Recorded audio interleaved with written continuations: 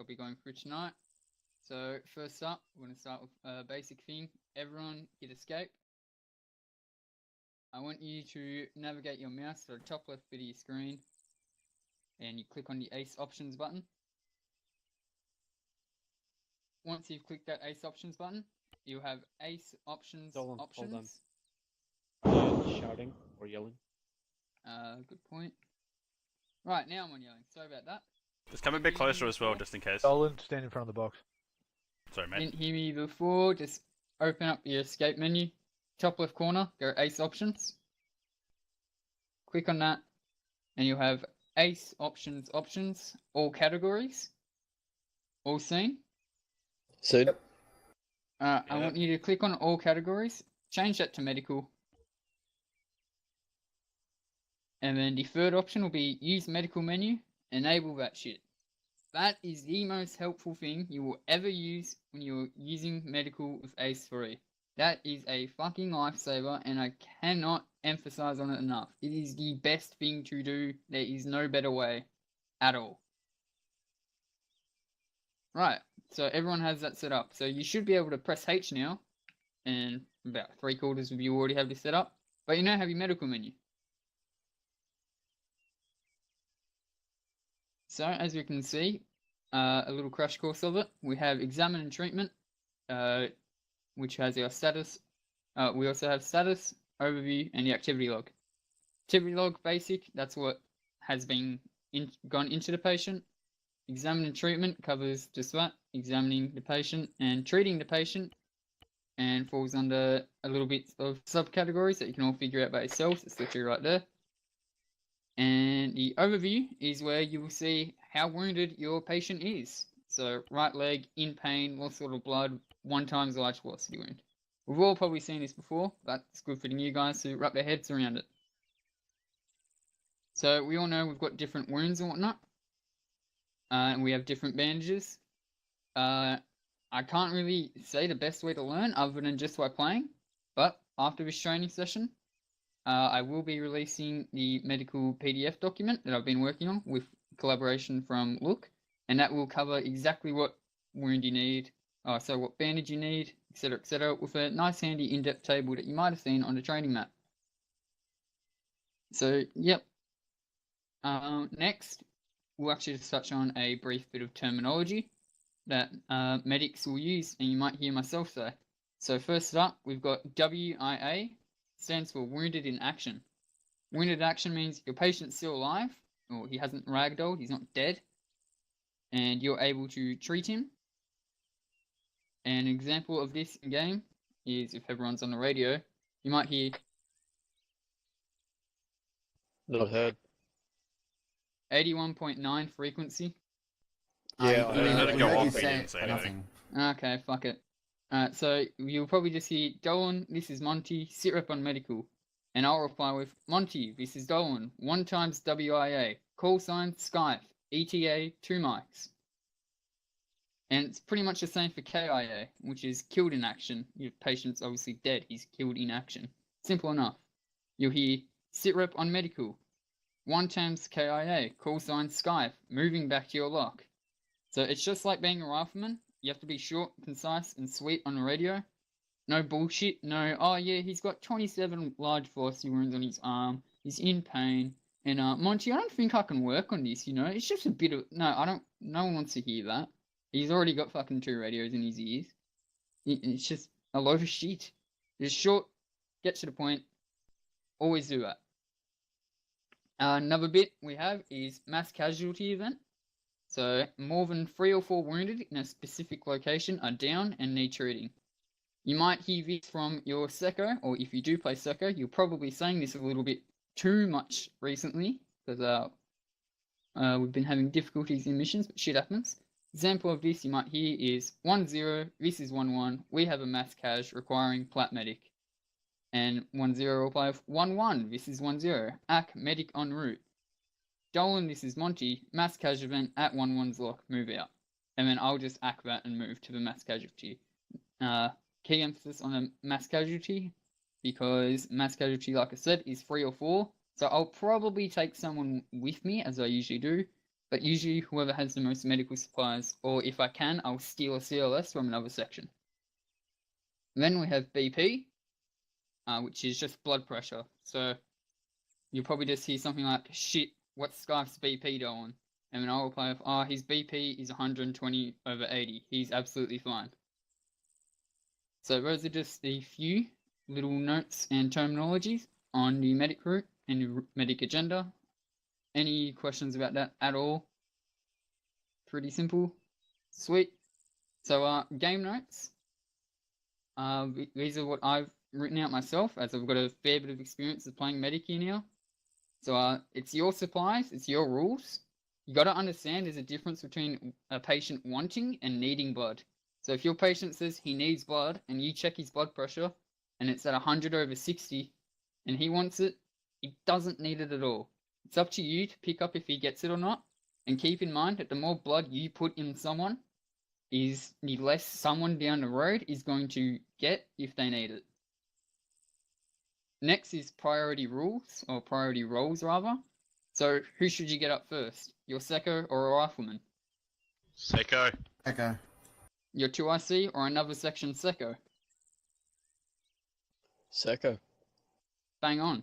Both answers are the Secco, with Secco outranks the 2IC. The only people you treat before a Secco is the platoon leader and the platoon medic, and platoon sergeant. And obviously Seccos fall into like tank commanders, etc. like that. So at the end of the day, they have the plan in the back of their head, and they can easily adapt and know what's going to happen. So always remember hierarchy and roles that outrank another. So if you've got 2 riflemen down and a Secco down, and they all need the same amount of equipment, work on the Secco first. Secco needs to get up and tell 1-0 or whoever it might be, maybe another platoon, that, you know, they're down, they've taken a mass casualty event. I can't hop on their long range and do it.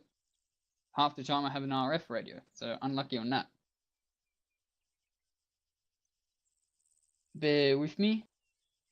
Alright, this is a personal little house rule I always roll with. Don't ever let people walk up to you and open up your backpack. They're your supplies, not theirs. I mean, if they ask and you trust them enough to go in, that's fine. Chuck them in. Tell them how much they need, etc., etc. So that's just a couple game notes. And the medical roles, we have medic, which is the most common, or one of the most valuable units in platoon. He's the only one that can usually make unresponsive wounded come back at a quicker rate. So your UCLSs now are being set as medics. So medics are the medium of the CPR successful rate. So a doctor has a higher rate than a medic and can get people up faster. Usually the platoon medic is now set as a doctor. Bit confusing on that, you know, medic, doctor, blah, blah, blah. Then you have, just wait out a little bit, mate. Then you have a rifleman or a non-medic role. So your CPR is even lower than the medics. And you'll probably only have like 5 or so of each bandage. I haven't played rifleman in ages, so it's probably not accurate. Apologies if that's not accurate in some missions. But yeah, you get the gist. Anyways, Rice Ball, head on with your question, mate. I mean, if there's a Secco and CLS down at the same time, who should we save first? Go for the Secco. Okay. Then make sure you get the CLS next. The CLS is pretty high. It's higher than a rifleman, obviously, because he will have blood on him and whatnot. So yeah, get the Secco up first, sir. Did you mean like a platoon medic instead of that? Oh, well, platoon medic was touched on in the notes. Always get to platoon medic before a Secco, and a platoon leader before the medic.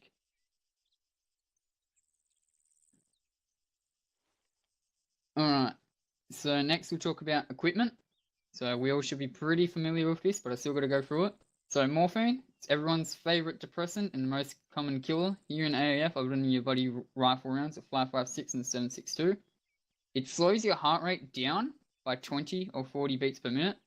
And when your screen starts flashing in the corners, it means you're in pain. Never inject if you have a low heart rate and you don't have epi. If a patient is in the unconscious state and in pain, he will need a morphine. As this is at this time, it's the most effective time to actually stick a morphine in him if he doesn't have a heart rate and he's in that revive state, which is pretty stupid. But yeah, it's a game. It's not real life, so you can get away with it. And at the end of the day, the better medics are way more efficient with their stuff. They will work faster than other medics. So epis, or epinephrines, I typically call them epis because, you know, shorter, is our residential stimulant. Fastens your heart rate by 20 to 40. It's good to combat the side effects of morphine, which is lowering the heart rate, or to absorb blood faster. Abusing it can result in a heart attack. It's very unlikely, but I have seen it happen a few times here. I also have seen some drastically high heart rates, so don't worry about it too much. Epi can be used to raise your chance of successfully stabilizing the patient with CPR. However, that percentage, as touched on before, depends on what you are. So if you're a rifleman, it'll go up by a set percentage on top of your already percentage without the epi.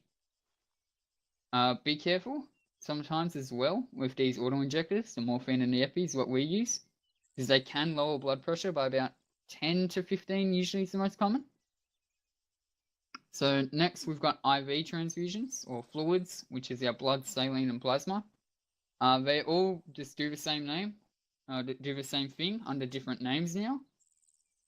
Used to raise the blood pressure of the patient. The patient's unconscious and has a low blood pressure, which is below 65 and 40 in ArmA terms, not in real life. They will need blood in their system in order to wake up and get out of the revived state. So if their blood pressure is above 65 over 40, the patient has a sufficient blood pressure and won't need any more. They will only want more. It's a bit true on that, bit false because blood pressure can obviously lower. So you might want to top up your patient later when they're up, as well as sticking an epi in them. So tourniquets, our favorite thing, stops blood from flowing out of the affected limb, prevents blood loss, but will also stop any medication from going into your system on that. So if your left arm's tourniquet and you see that you're in pain, you stick a morphine in your left arm, congrats son, you've wasted a morphine. It goes both ways, nothing in, nothing out. Alright, next. Question. Yeah, go on, Mond. Yeah, sorry. In regards to pain, does it affect you in any way other than just the blinking white light? Might get you a little bit nauseous in real life. It's very fucking daunting, and Oh, the okay. effect sucks. So I think it actually makes you shake a bit more as well if you Yeah, I aim. think aiming down sight, it shakes the camera a little bit. Yeah, so if it's really drastically on your screen and you can barely see anything, put one in. But I'll also make sure if you can, check your blood pressure, your heart rate, sorry, and counteract it if you don't, or you can't check it with an epi, because you might fall unconscious, which leads on to my next point, the unconscious state. If you pass out from getting shot, you've got two options really. One, you can just pray to God that you didn't fuck up too bad and you only got like one velocity wound and you'll get back up in about 10 seconds. The second option, which is more common now, wait until someone can bring you back up. This means you actually have to rely on everyone and your battle buddy as a group to survive. You heard it right, we rely on each other as a unit to effectively fight and survive. The best way to quickly find out if someone has gone down is by pairing up with a buddy. Wise man in the AAF once said, "It's dangerous out there, don't go alone." It counts for medical as well.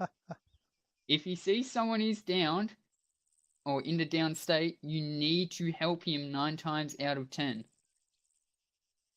Now, obviously, there is some circumstances, like early tonight when we were doing the retreating bound, and we had a BRDM-2 firing down on us. Obviously, don't turn around and go, "Oh, old mate over there's down in a field. You know what? I'm gonna go get him." Yeah, no. You're more important than your buddy in a sense of you need to keep yourself alive as well as him. But you always come first. So when you see someone on the floor and they're not moving, 9 times out of 10, they're unconscious. The first thing you should do is check their pulse And if they don't have one, you need to quickly assess his medical menu. So, also the rule of thumb to bringing someone up, there's a few steps in this, so bear with me.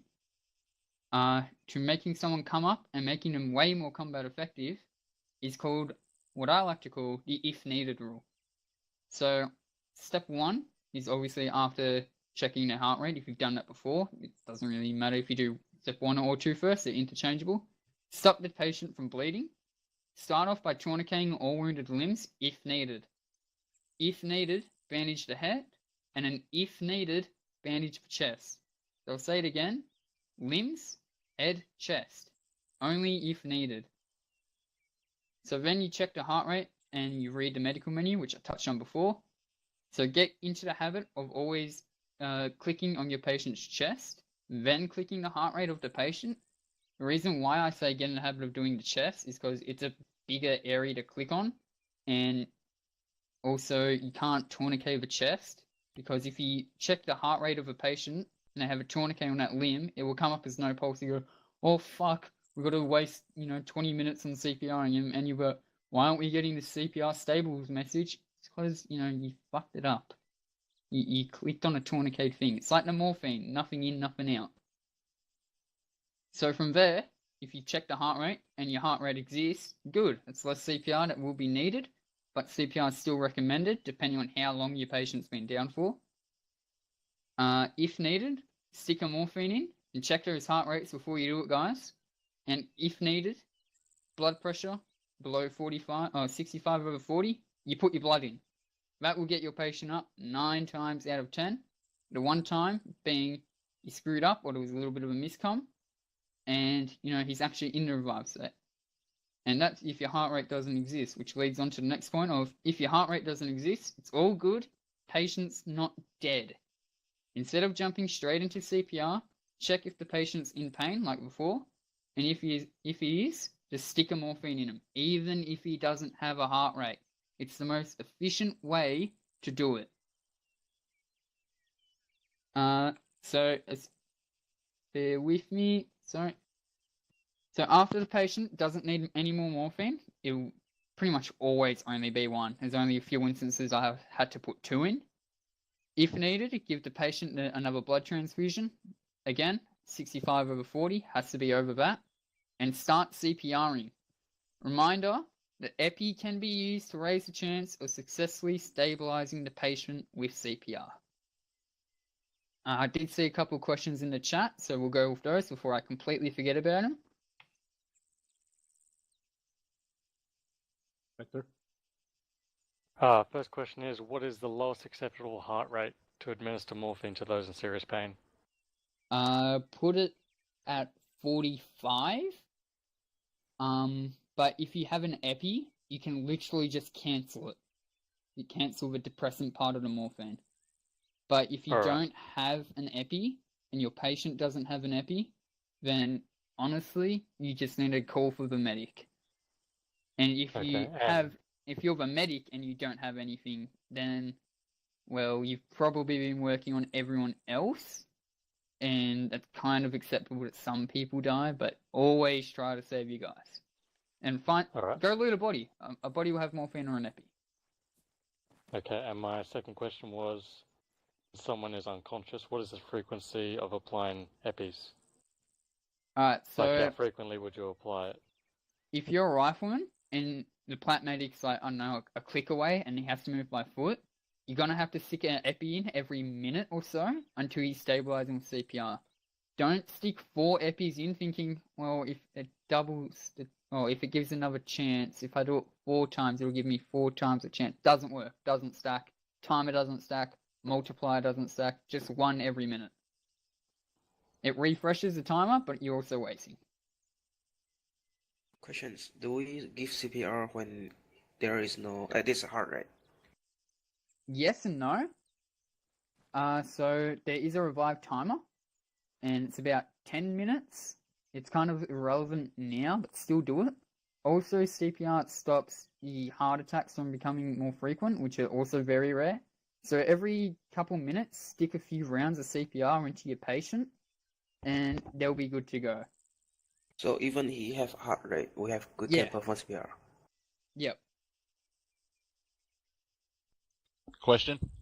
Yeah, go on. With that drill we have with fall on back and stuff, if that wasn't an enemy armored vehicle or any vehicle at all, it was just infantry, what about support by fire and just bring the fight back to the enemy just to get your guy out of there? Up to the Seko. If Righto. Seko says, go back, we'll go get him and we'll bugger off, pop smoke, let's do it. Everything's very situational when it comes to that, but yeah, just listen to your Seko, he knows best. Alright, so after you've gotten your patient up, so he's up and moving, your job's not done. Chances are, that their heart rate is around 30 or 40 if they didn't have a heart rate previously. So if the patient is borderline decent blood pressure, top him up. Otherwise, he is going to pass out in about 2 minutes again. Then or else, put an epi in him rather hand him an epi and tell him to use it in about 45 seconds to a minute.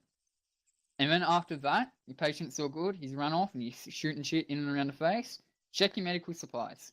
No point going to a mass casualty event, you realizing, oh fuck, I've got 250 milliliters of blood because I didn't check. Always check your shit. So next, we're going to dragging and carrying. So you're probably going to need to move your guys sometimes. However, always remember, if you move someone, they're going to bleed out faster, which means they're going to have a lower blood pressure. So if you can, try not to drag them too much, or rather, tourniquet their limbs so they don't piss out blood while you're dragging them 20 meters to that HESCO barrier over to your west. So do drag if the patient and you need cover and is a reasonable amount of distance. Do it if the patient is fine or is near fire, so a helicopter cooking off, because they're the fucking worst to work on, believe me. Do it if you've been told to load him into a medical vehicle or you've been told to take him to a medical facility. Otherwise, don't do it at all. Patients bleed out fast if you're moving with them. And then some basic stuff to top us off is just our heart rates and blood pressure in game. They're a bit different from real life because this is a game, believe it or not. The medical system isn't 400% accurate. Gasp! I know, crazy.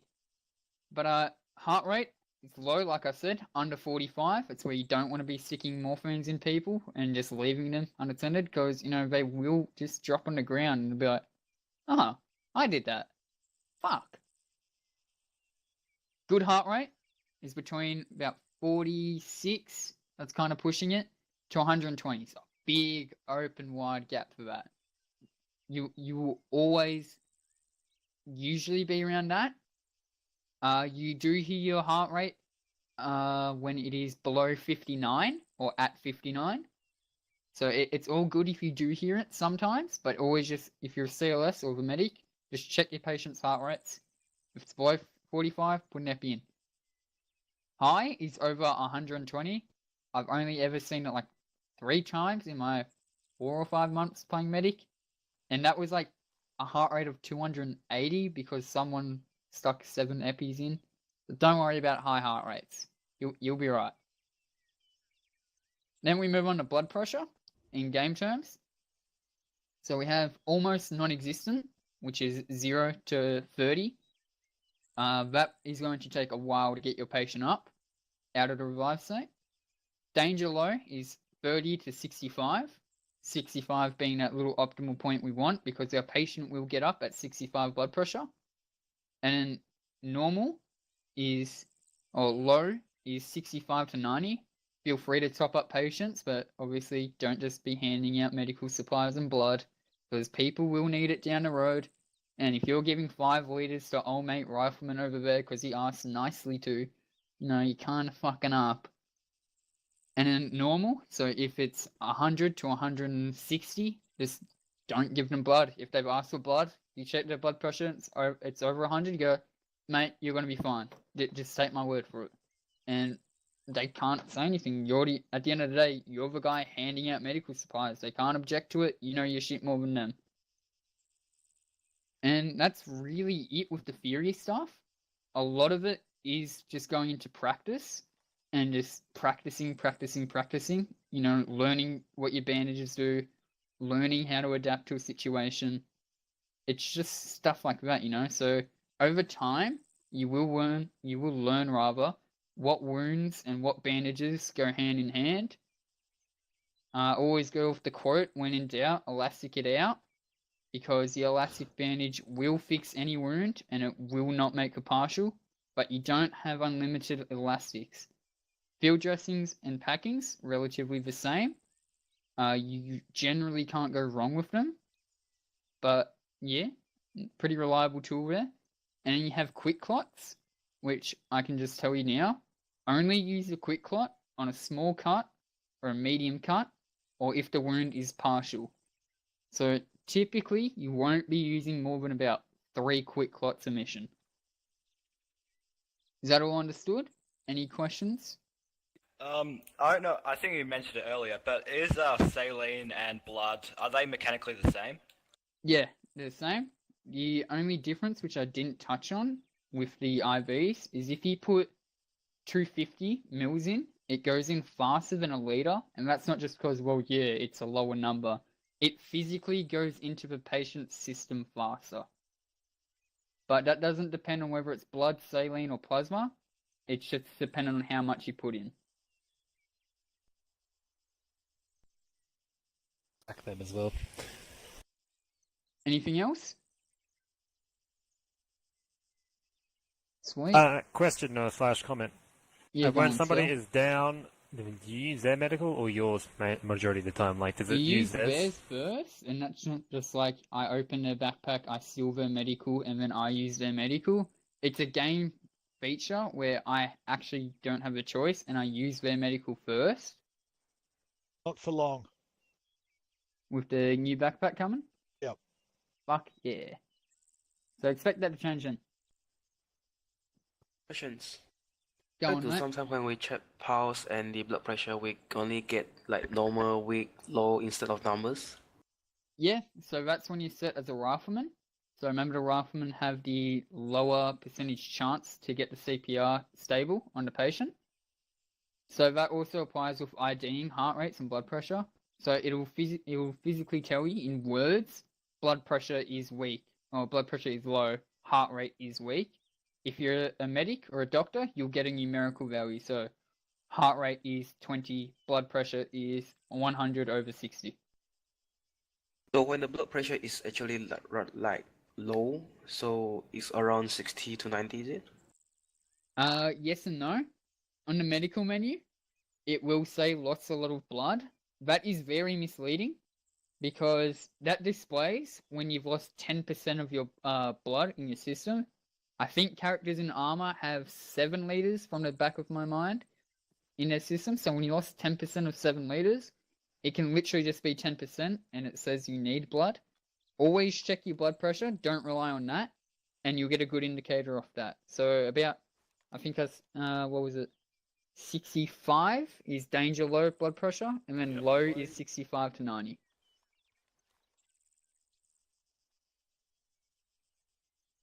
But don't get me wrong, you can live on a mission with 65 to 90 blood pressure. So don't fret if you see those numbers. It's just ArmA terms for it. Anything else? Oh, sweet, gentlemen. I expect you all to know this inside and out.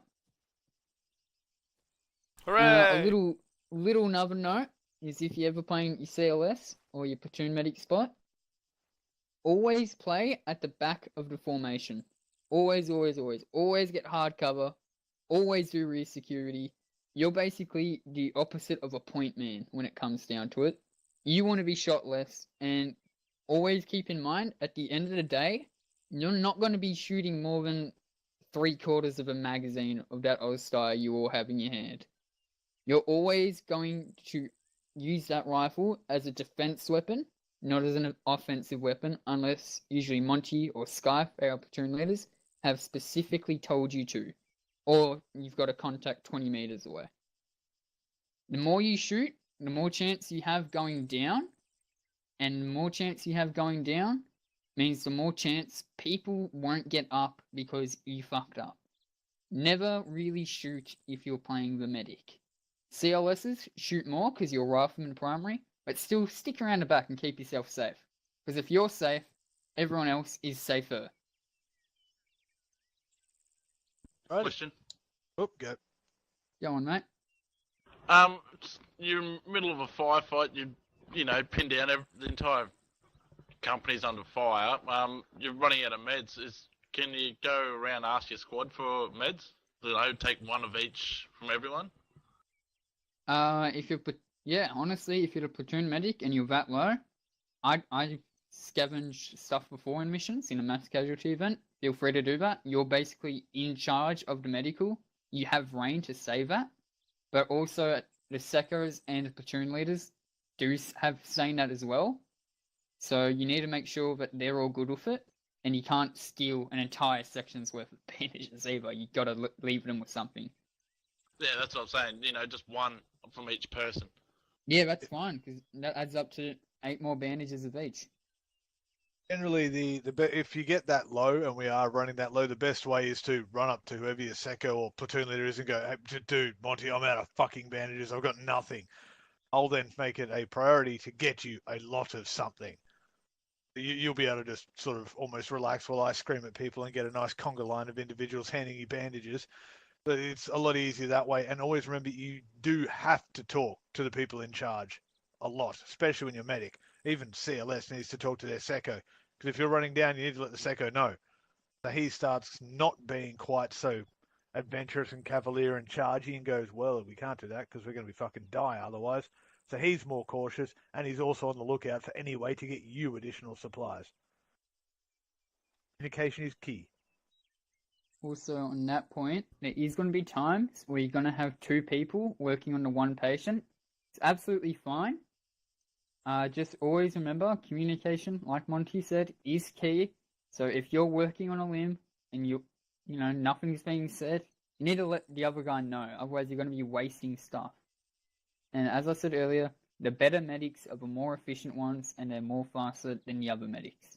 So you need to let your buddy know that you're, tourniqueting right leg, and then putting a bandage on his right arm. And then he'll go, right, if he's doing the limbs, I'll do the head. And then he'll be up so much more faster. Less bandages will be wasted as well.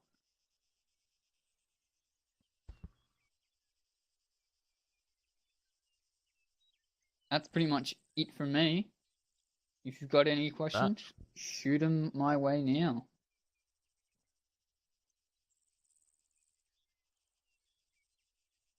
That was probably information overload. That was good shit. You did good shit, Dolan. Good shit. That was good, guys. You may forget all of what he just said, but you've heard it, so bits and pieces will come back to you. The big thing that we, as staff or secos, whatever, just want to say is don't be afraid of being the CLS or the medic. If there's one there and there's no other role and you've been told to fill out that section, jump into it. There's worse things you can do, and ultimately everyone then loves you because you're keeping them alive. They literally grovel at your feet and do anything you want because you resurrected them like Jesus. Just remember, as Dolan said, make sure you're in heavy cover. Like the contact drills and stuff we were doing before, make sure you're in cover. Concealment's great, you just can't shoot or you'll be spotted, but make sure you're in damn effective cover, because if you get shot and die, it's all fucking over for everyone. Now, we could experiment by shooting people in the face and getting you all to medic them, but I think we'll have far more than enough of that in the next mission. Far more, especially if you have another mass casualty.